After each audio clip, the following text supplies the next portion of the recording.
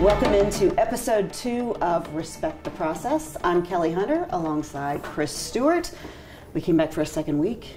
Despite the loss. Despite everything else, the world kept turning, and we weren't happy about it. I tried to get it to stop twice, but it wouldn't. I know. Well, that's let's talk about that for a second, because Alabama has lost before. Sure. What's different about this loss, or what feels different about this loss? A couple of things is the fact that it's 1-1, I think, for the first time with Nick Saban as the head coach. Yeah. That's the earliest loss, but again, it's maybe the best team you've played this early. There were some big marquee games, the start of the season kickoff classics or whatever the name was for that particular ball game, but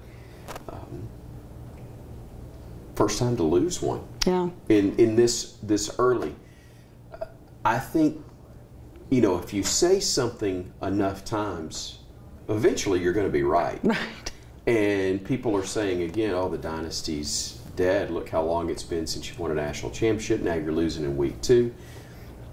Let me be real clear. We're going to spend a lot of time today talking about it. But Texas is good. Yeah. They're really good. Yeah. They may be national championship good. Right. They also could lose probably at any point, and I don't even know who they've got on the schedule next, okay, just to be honest. But they could also lose at some point in the next month. Right. Because you don't know how they're going to handle success. They're talented enough. We knew going in they were talented enough to beat Alabama. They showed that they're talented enough to maybe contend for the whole thing. Are they disciplined enough to stay locked in and stay focused so that they can be there at the end of the year? Only time is going to tell.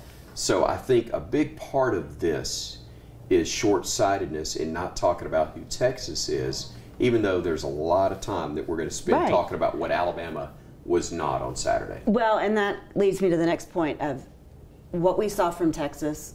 Alabama did not seem to be able to handle anything on any level to compete with them. Really, once in the second half, I feel like there was that 15-second change where they scored.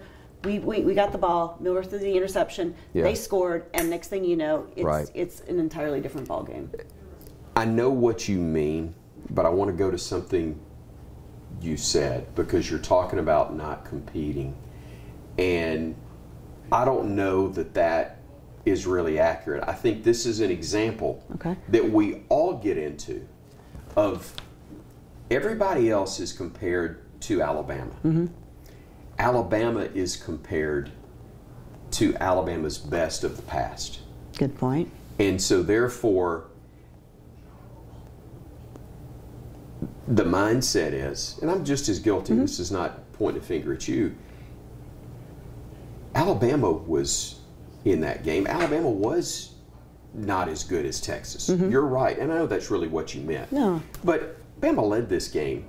As bad as Alabama played by Alabama standards, they were ahead after, heck, they're playing Dixieland Delight with 11:15 to go because they're sitting here thinking, okay, we got the lead. Now's the time to really, stadium-wise, go all in on the momentum. And it was there.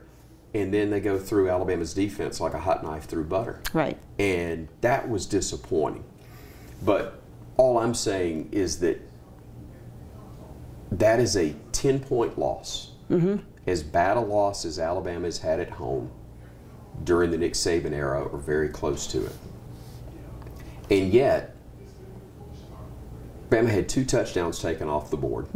8 additional points, plus the old Gene Stallings line of 4 or 5 plays determined the outcome of the game. I can give you 2 to 3 others easily where Alabama wins this thing by a touchdown, and suddenly you're going, boy, they dodged a bullet there.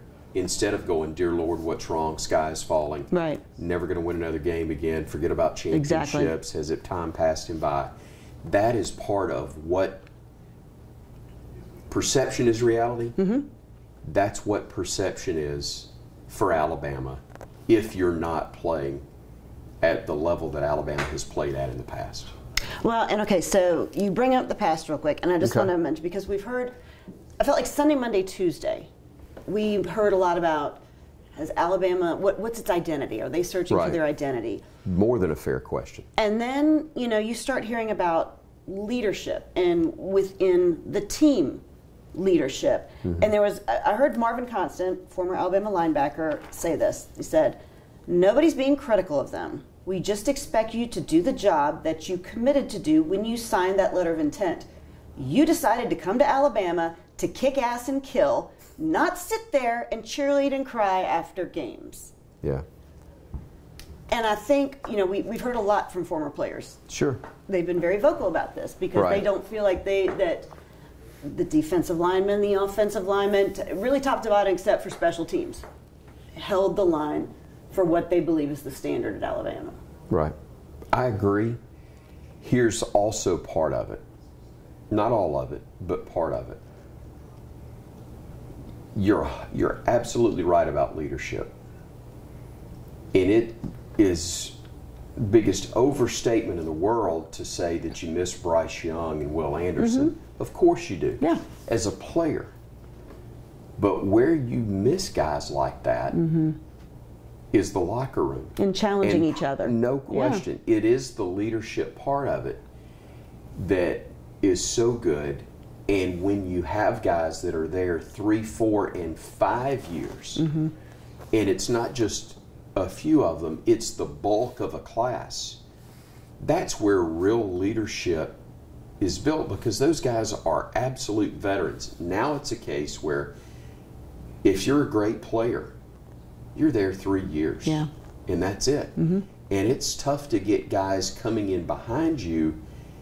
They may be talented enough, but they may not understand or may not have that leadership gene that the other guy had that was there before them. That's part of what you miss. You and I were talking off air about this a little bit earlier. But in years past, and I'm not talking 20 years ago, I'm talking 3, 4 years ago, Jalen Milroe has the type of game that he had.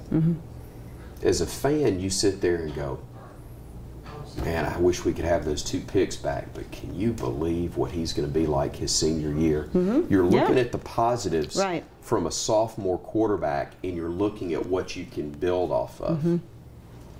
Now it's a case of, it doesn't matter if you're a freshman or a sophomore, where's the next guy?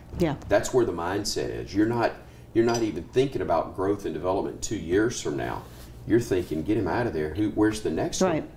And that's where it is. I'm not saying it's wrong. I'm not saying it shouldn't be that way.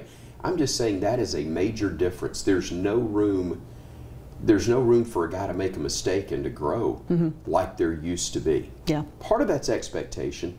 Part of that is just where we are in the world of college football with transfers, NIL, and everything else that constantly has the spotlight on these kids. Now, I heard Coach Saban say that all the problems that they have are fixable.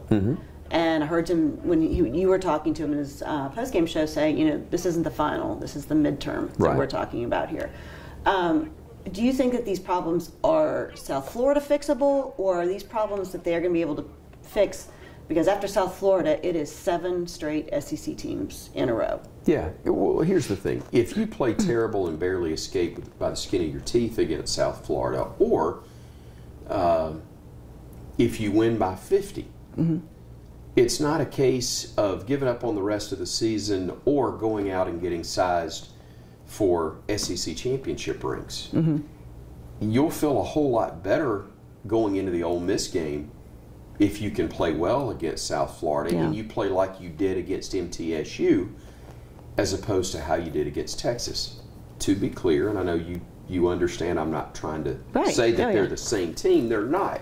But Alabama executed at a pretty high level against MTSU. Didn't turn the ball over. The mistakes that were made that resulted in turnovers against Texas very probably would have been turnovers against MTSU if they'd been made. Same mistakes made.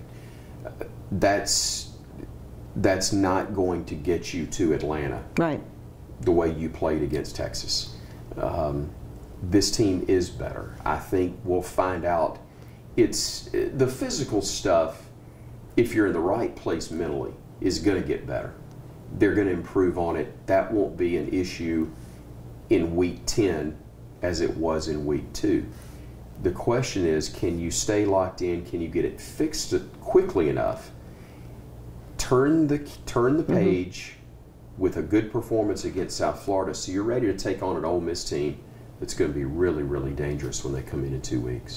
Well, and looking at that, not to overlook South Florida, but looking at that Ole Miss game, we know that coaches are going to talk to each other. Sure. Because everybody wants to beat Nick Saban. Yeah. So there's a good chance Kiffin will talk to Sark to kind of ask around about a few things, because Sarkisian laid out a good game plan of how to beat Alabama. Yeah.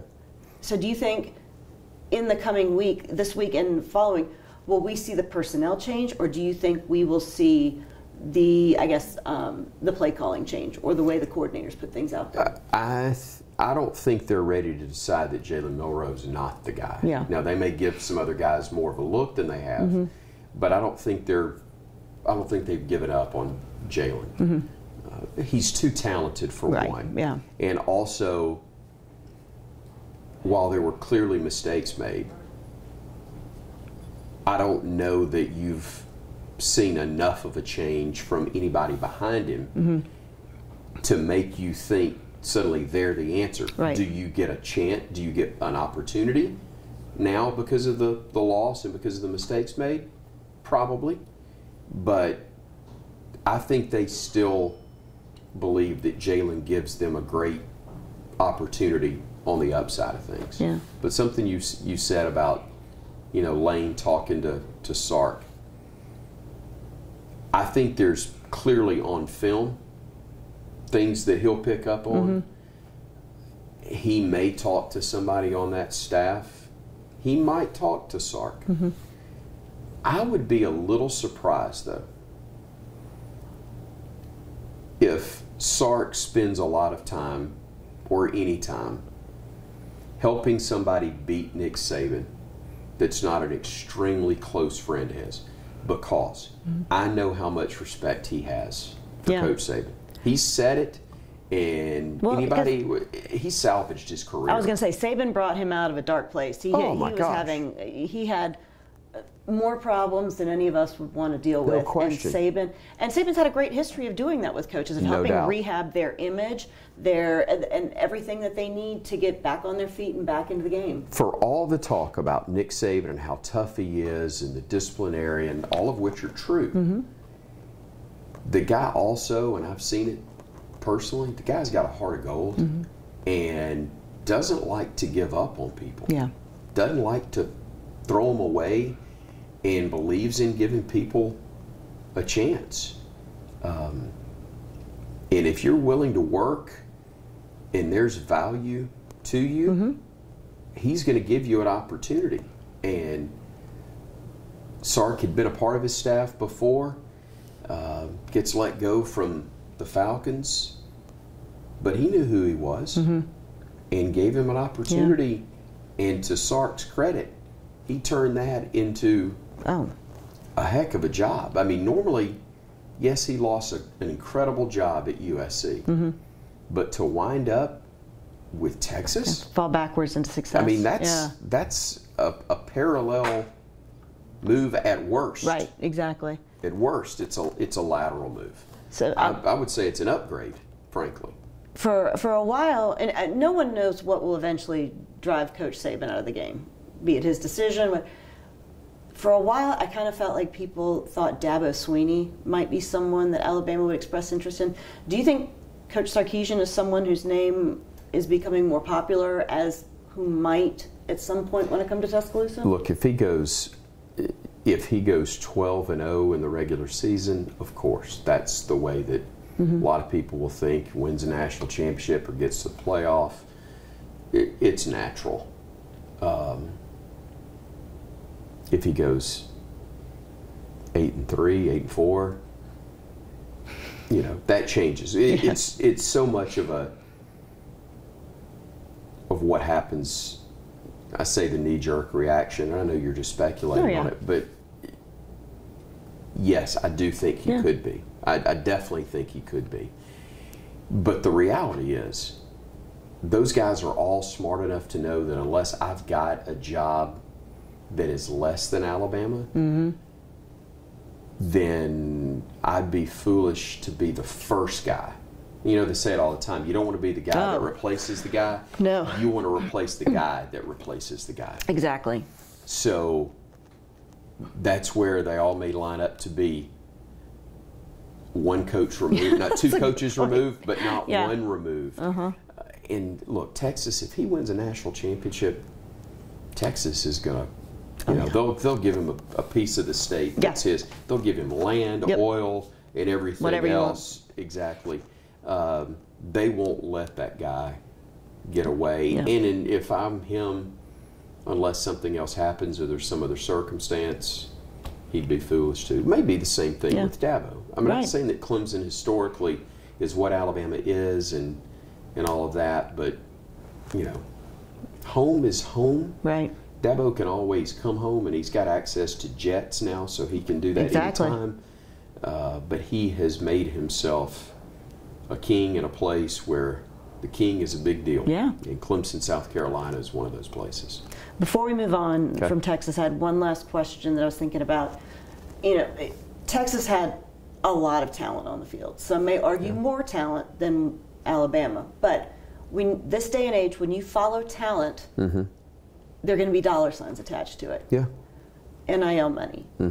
Do you think that now with the resurgence, not just Coach Sarkisian, but with the resurgence of all, are we starting to see NIL affect the game with how much money is going into some of these institutions and what we see on the field? You know, I think it was anyway. Kelly, I think it's now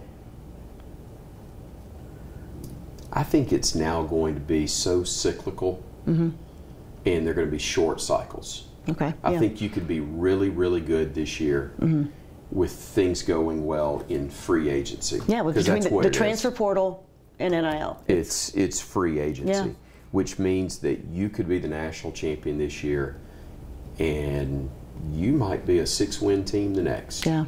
I mean, I really think you could see more of that take place. That may be a stretch to say 6, but to go from national title to 8-win, because guys don't stick around. No. I'll tell you another thing too, where we're seeing a difference is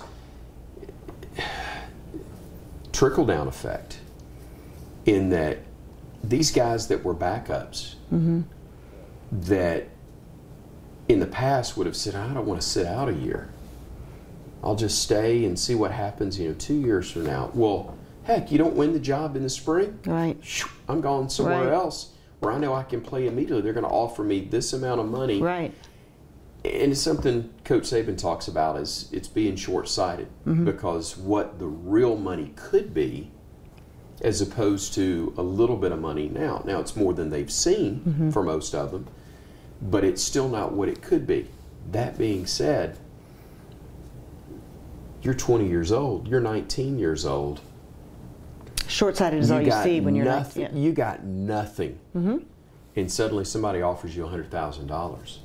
Well, decision made. Multi-million sounds great, but $100,000 for a family that's struggling to get by, and you got everybody in your ear, that's tough to turn down. I know. Tough to turn down. It's tough to see that clearly and understand what the big picture Well, it's so much of what we've seen from college basketball moving over, because college basketball, as you said, it's so cyclical, because kids are only there for, they don't have to be there at all now, but kids are there for 2 years, then they make the jump, or kids are there for 2 years and then they transfer. It wasn't 7 years ago, it may have just been 5 or 6, that Phil Savage and I were in the press box at LSU. I think it was after the game. And he asked me about the very thing you said with basketball. And I made the statement. I said, this is what it's doing to basketball, and it's coming to football, Phil. Don't be. Don't think it's not coming. And now it's arrived quicker than I thought, but it's here. Yeah. Okay, we're going to turn our attention to South Florida. Can do. When do you start? Because you're on the call this week, so you're traveling with the team. Right. When do you typically start looking into a team that you're going to call for that week? Well, I've got with me kind of an example. Tony Britt with Spotter Charts, LLC. Tony used to be a play-by-play guy, but created an incredible niche where he started building these charts And I heard you mention it last week, and that's why I was, And I know you can't see this, but just to give you a widescreen look at what the chart looks like, anybody that's done play-by-play has something. Yeah. Their own formula, their own way of doing it. But Tony's got an incredible staff, and they've got access to so much, and they do the tedious stuff. Yeah. You know, putting in numbers, height, weight, class, hometown, and then stats in these little small formats that is that you broken have down by to have. position? It or is. Okay, yeah. In-depth chart. Yeah. More than likely, or it's close to it. And it's also got a small spot with the team's schedule and scores and coaching staff and even stats, you know, the team stats, where it's all on one page where it's so easily accessible. Because if there are things that you need to commit to memory. Mm-hmm. There are parts of it. You know who the quarterback is, top receivers, running backs, top tacklers. You've got most of those by kickoff. If you better have them committed to memory or a pretty good frame of reference for who they are. But notes and everything else, you know, after you find them on your board, you can go and reference kind of your talking points about an individual. But man, if you've got to look to find something, I say this more for basketball than football, but now with the hurry up, no huddle, it's really become football. If you have to spend a lot of time looking for something, it's going to be totally irrelevant because we will have moved on to the next play. Right. So that's why having it condensed and in one spot and available to you is so invaluable. But Tony's built a business. I mean, there are tons of play-by-play guys around the country that utilize this service. And for me, it's invaluable to not have to spend 10, 12 hours at the first part of the week just trying to type in a roster and basic stats info, to already have it here where instead of building it, you're able to actually start studying it. Yeah. And when I'm, I've got a different version printed that I've already got on my flip binder. It's a huge thing. It's not a board.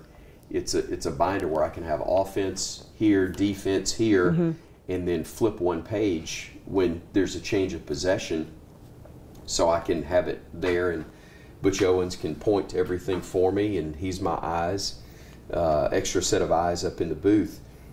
But to have all of this there is huge. But then I've got kind of a smaller version that I'll travel with me so I can study it when I've got a few minutes and read about Byron Brown, the redshirt freshman from Raleigh, North Carolina, who last week was 20 of 34 for 59%, throwing 200 yards and 3 touchdowns with no picks.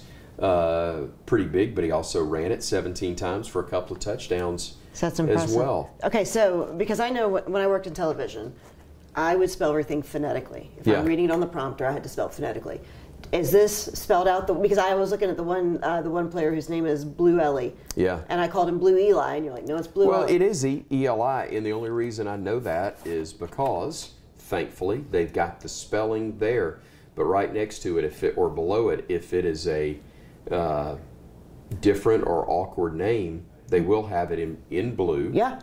No pun intended, but it's accurate. Yeah. In blue, phonetically, how you say it. So it's right there in front. This crew at Spotting Charts does an incredible job, and it makes it so much easier for me. That's impressive. I mean, I remember if anyone ever saw in the closed captioning, back when Auburn had Mamadou Ninja, I would spell it Marmaduke Ninja. Yeah. Because to be able to glance at it really quickly, I needed to know exactly how to say it. Why is it that I always hear Jim Fife go, "Hello, Dakar, Senegal," whenever I hear that?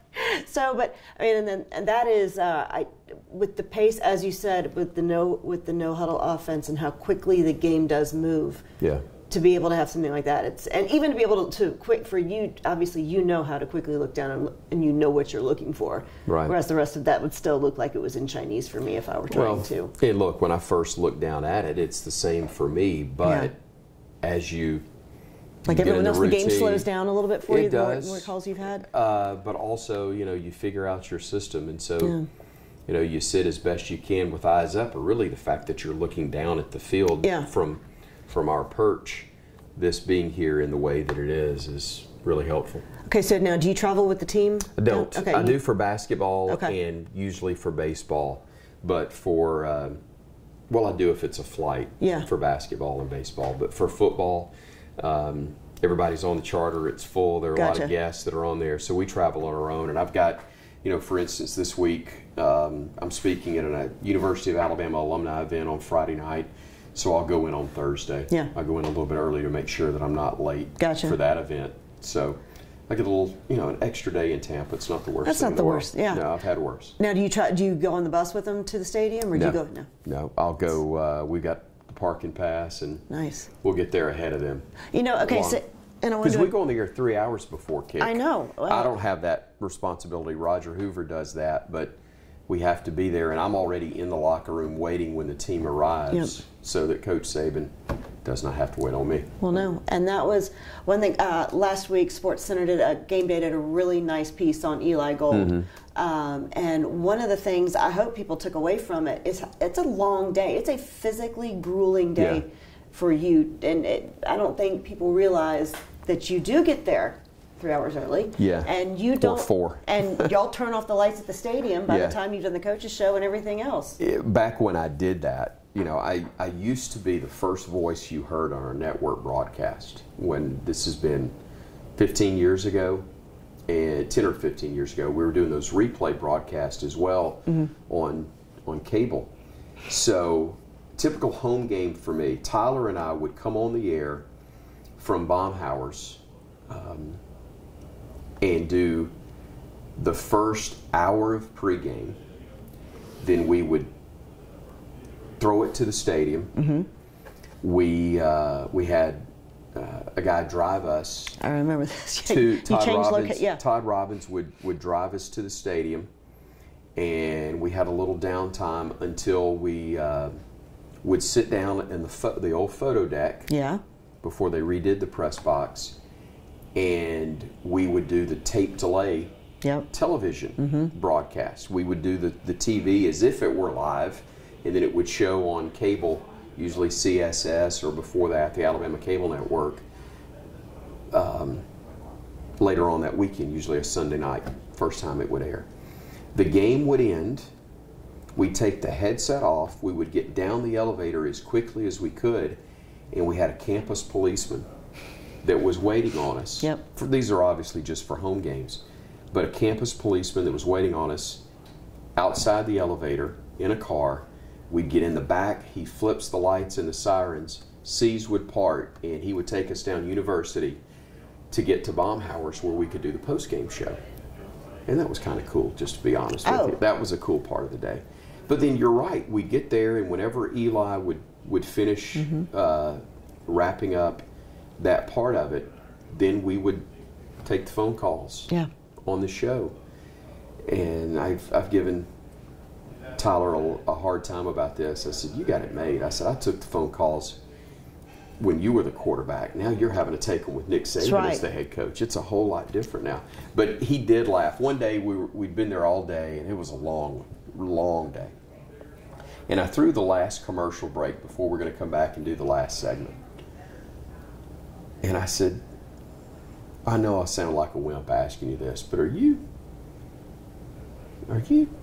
really worn out on Sunday after we've done this? And Tyler goes, I'm so glad you said it. He goes, I feel awful. He goes, I'm dang near as sore on Sundays as I was when we played. He said, it's a long freaking day, and I just feel like I've been beat with a stick. That makes me feel better. Yeah, it does. So it made me feel better, but it's a long day. Again, it beats working for a living, as my dad used to say, but it's a day. No, it's a weekend. As I would remind people, it is a job. Yeah.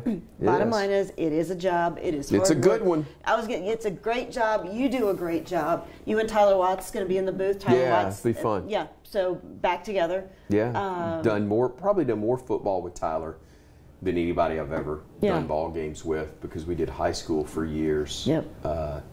And had a great time doing it. We did those replay broadcasts for a couple of years before they went the way of the dodo bird and became extinct. And so, we did high school for a long time. So it'll be fun to work with him again.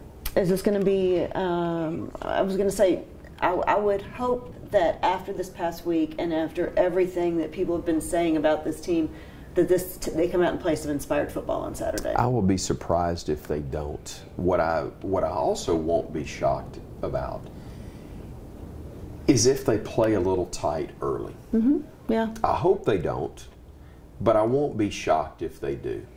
But I don't think it'll be because of a lack of interest, a lack of effort, or even lack of intensity. Yeah. They might be a little bit tight, and hopefully again it won't, but that wouldn't shock me.